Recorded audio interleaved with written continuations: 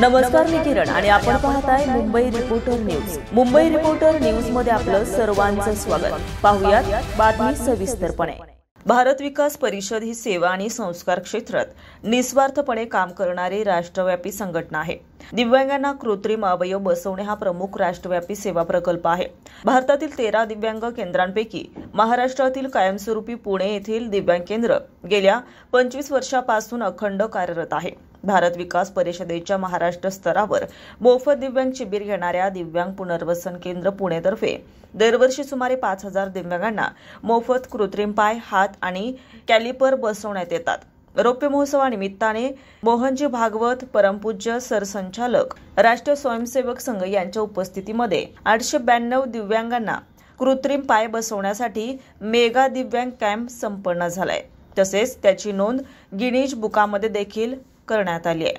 Arvind Bansode, Mumbai reporter news, Mumbai. ताज्या घडामोडींसाठी आणि ताज्या बातम्यांसाठी आजच आमच्या मुंबई रिपोर्टर न्यूज चॅनलला लाईक करा, सबस्क्राईब करा आणि बेल आयकॉन प्रेस करा आणि पाहत रहा मुंबई रिपोर्टर न्यूज.